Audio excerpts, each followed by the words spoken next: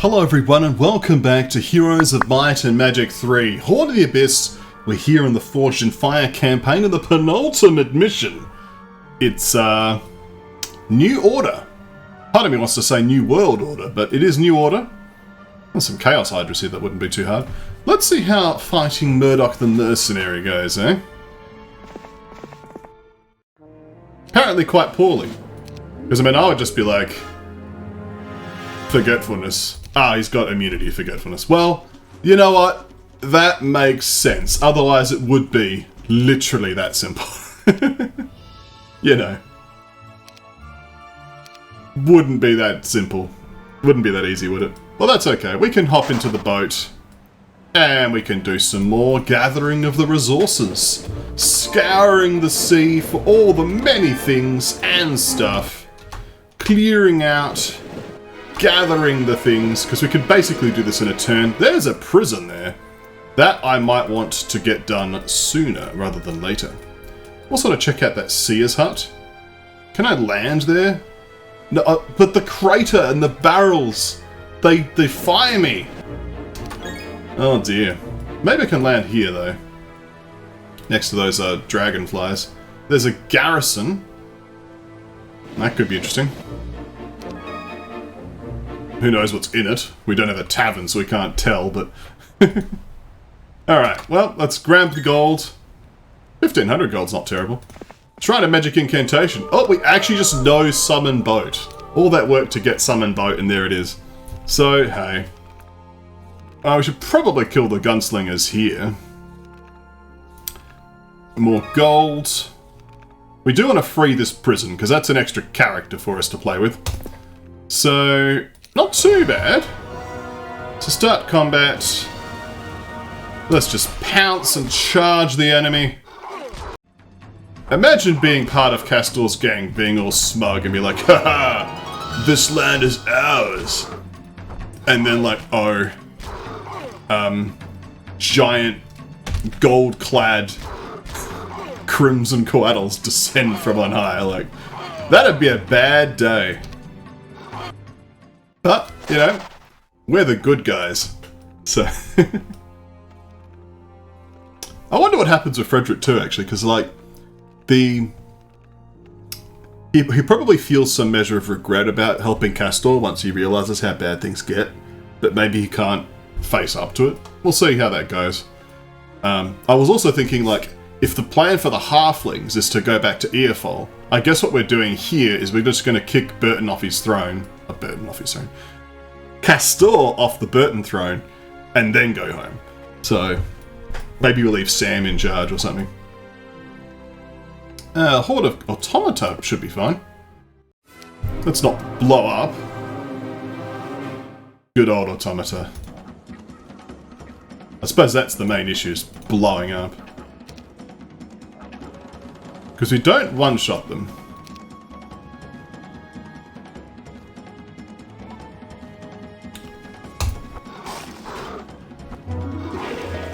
Hey, any lucky hits we get is a free kill, so...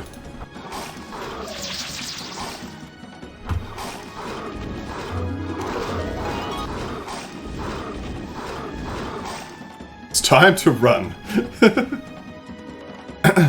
Because one of our quaddles is almost dead. Time to heal it. Which one you? I don't know if you'll live, to be honest. Barely! Oh dear.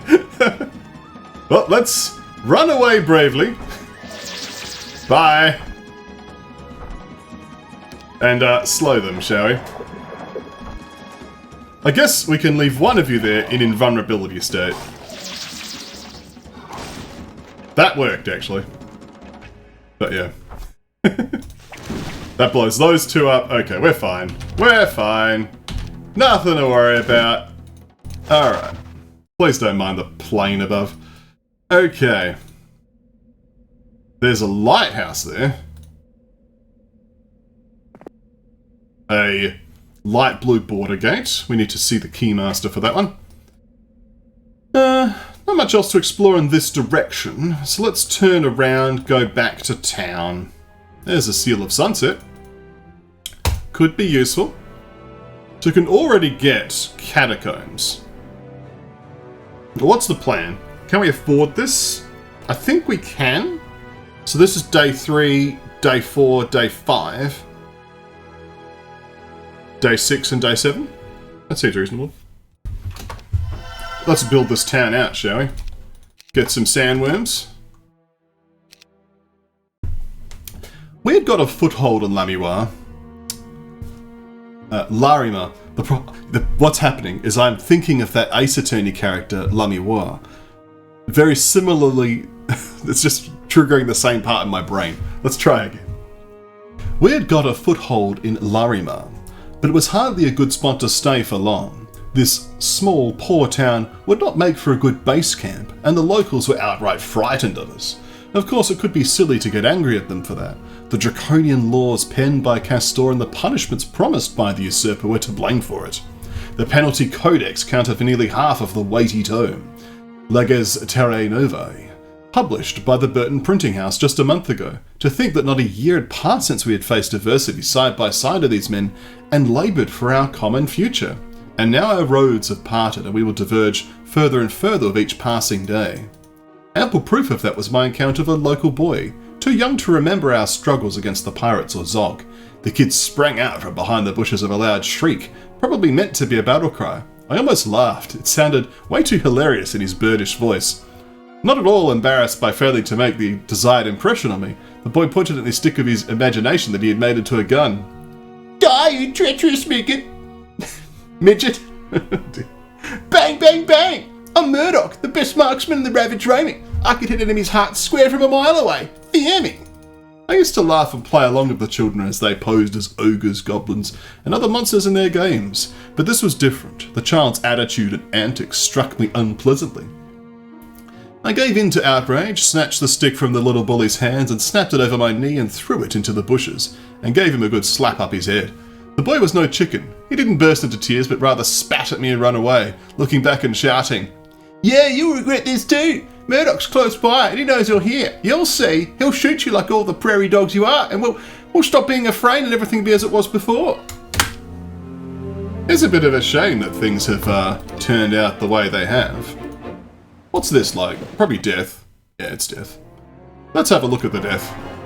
What a nice death. Let's avoid that, shall we? We shall load the battle save and not die horribly. Excellent. The avoidance of dying horribly is one of my better traits, really. So, in a small hut on an island, you run into a sorceress. "You may have heard of me," she says. "I am Larimar, and I have met one of your artificers before. I believe his name was Todd, or was it Bertram? Never mind.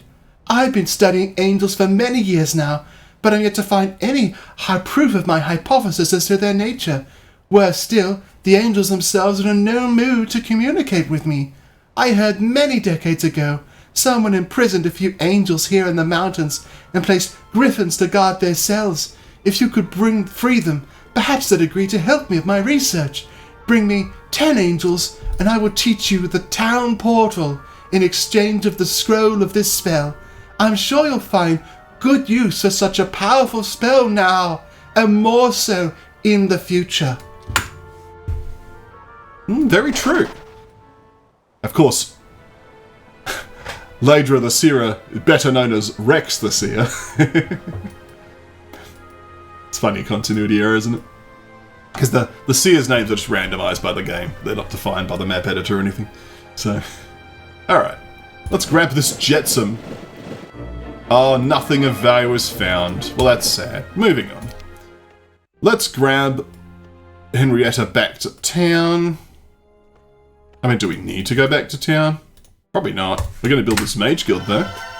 And in it, there are spells of nothing. What a mage guild. It's really just a guild. A guild of nothing. What a letdown.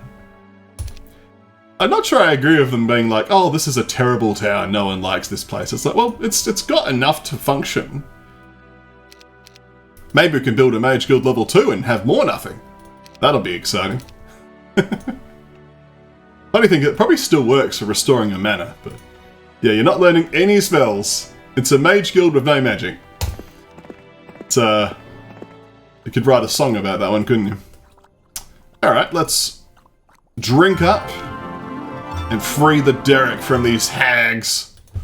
The hags of Harpy.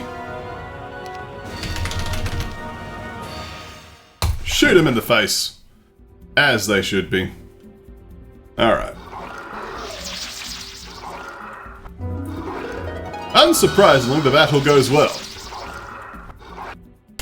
Well, there we go. The derrick is ours. Behold. Oh, there is a trailblazer. We definitely want that one. That is a good find. So it's nice and conveniently located close to Larimar. Isn't that a good thing? Alright. I was sitting alone by the fire, deep in my thought, when Kastore came up to me, holding out a flask of triple cactus swill, a teeth-grindingly potent brew of his own distillation, of which he was incredibly proud. I was never one for ceremonies. I took a couple of swigs, and then we just sat there in silence. I remembered how way back in the day in the winter's evenings, when I was still very small, I'd sit by the fireplace in old Hayes' cabin, and my foster grandfather, usually picky and shouty, would braid the hair over my right ear with his stiff fingers. Listen, Kastore, what's a moonchild? Ever heard anyone called that? It is known, lass. When a young girl brings...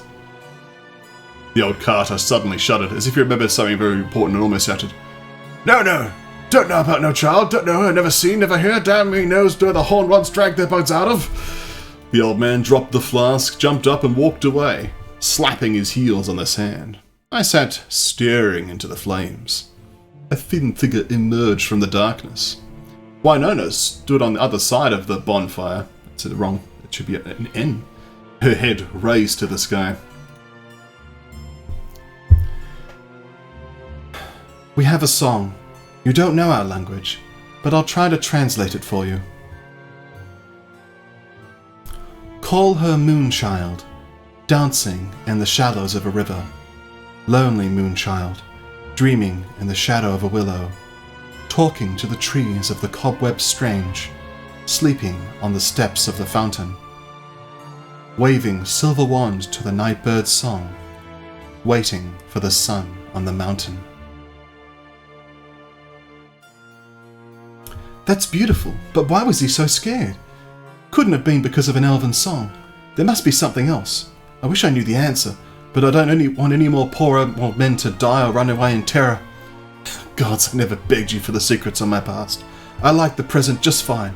I'm alive, strong, and able to decide for myself what I want and where I go. Why now? Plotting's the thick.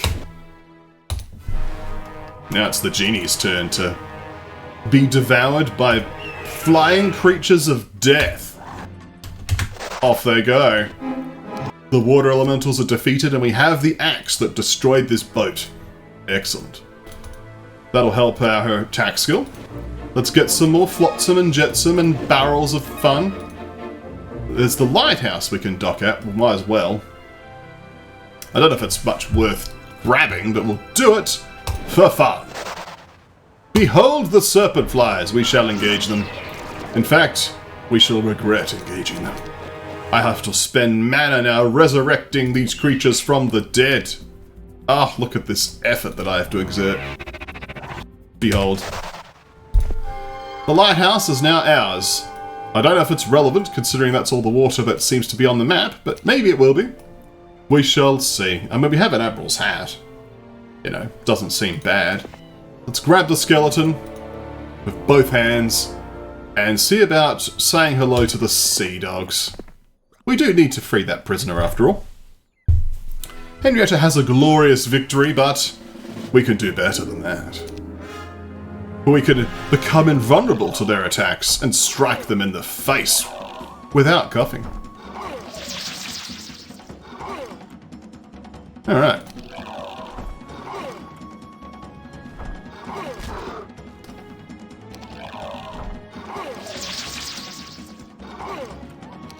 And the important thing is just to remember not to attack with the, Did we actually lose a Coatl?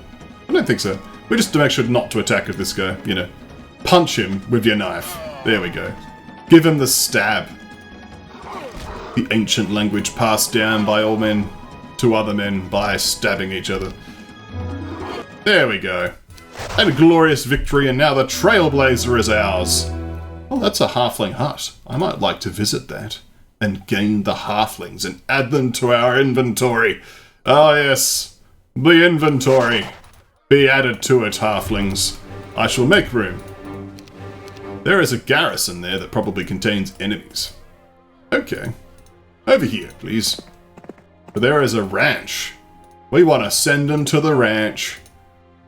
Good old, what was his name?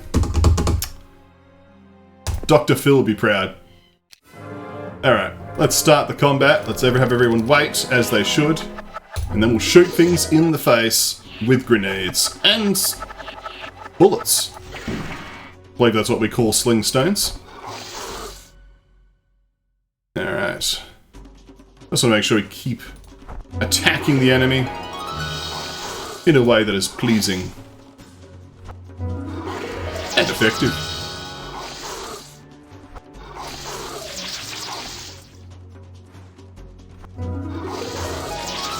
The Crimson Quaddles have been doing good work.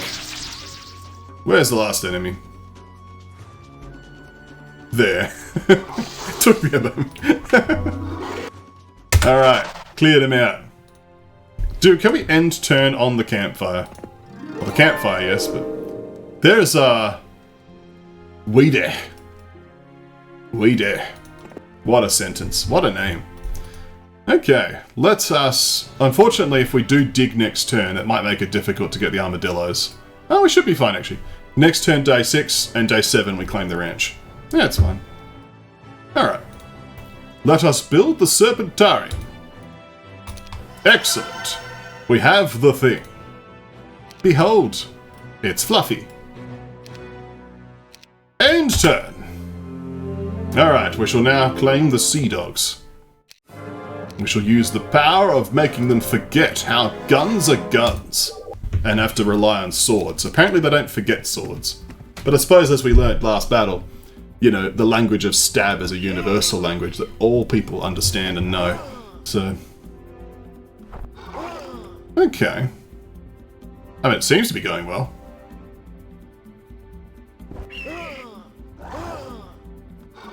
There we go. All you had to do is forget how to shoot your gun. Let us free this prisoner. In a dazzling display of daring, you break into the local jail and free the hero in prison there, who in return pledges loyalty to your cause. And we gain this man. Thulig, who is a person who is specialising in Pegasus, has some Pegasus actually, and some halflings, expert pathfinding and logistics, basic wisdom and earth magic, and contains the spells of magic. Nothing too exciting, but this person will be a useful level 1 druid person to just grab stuff and transfer things. Like, honestly, not mad. He can grab all of this miscellaneous things on the ground. He can even learn summon boat, which we could already knew, but we'll learn it again. Hey, what a learning experience. Well, let's head back to town. I think the Wyvern Monarchs are going to slowly become less interesting to cart around with us, but let's build that citadel. We might as well grab the Quaddle. Which direction shall we go now? We've basically cleared the coast. We freed a prisoner. We can't go this way. We can go in this direction. Obviously, there's not much to do with Murdoch, but we can bypass him and go past the Chaos Hydras, or we could perhaps take the Minotaur Kings on and claim the gold mine of goldiness. Let's have you dig, Henrietta.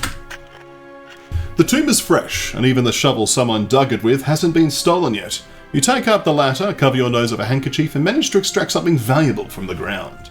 Yes, a hideous mask. Lowering the enemy's morale, as it should be. Lowered. Alright, well, as we said before, you can grab the things and stuff. Thank you. Actually, you can well grab that. There's not like a particular urgency, but you will be the person who transfers troops, so I guess we'll get you in position for that. Yeah. Mind you probably want to get the warehouse of wood as well. Okay, let's end turn. No plot this turn. Interesting. Alright, well let's grab the gold. Do we want more mana? Honestly, we do. We'll grab the mana. Actually, to be fair, we should have Henrietta grab the Henrietta. We'll have to come back for the Trailblazer next turn anyway, but let's just have a quick look in this direction, because, frankly, there's the stables, but we'll just find stuff because Winona has been far. She can see far. Alright, well let's now exhaust ourselves on these armadillos, which she accepted. They just join us, as they should, so we don't lose morale. But I suppose Henrietta's a leader anyway. Like, what's the problem? She can dig holes and it's fine. So, get more armadillos, please. These, of course, are annoying. Do they move first? No, they don't. Well then, get slowed.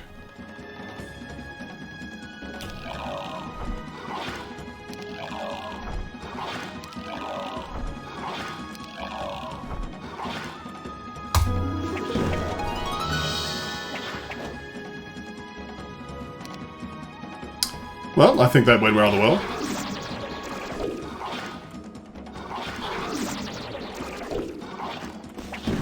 Excellent. A level 25 mercenary. We even have a seal of sunset and a breastplate of petrified wood for our trouble. It's never nice to get hit in the noggin by a fist or a heavy ring on the finger. Still, that's what happened to you in a friendly sparring of an old hero acquaintance, and after that you couldn't manage the simplest spell to relieve dizziness for quite a while. During the booze up after the sparring, the ring migrated over to your digit. Yes, it's one of those migrating rings.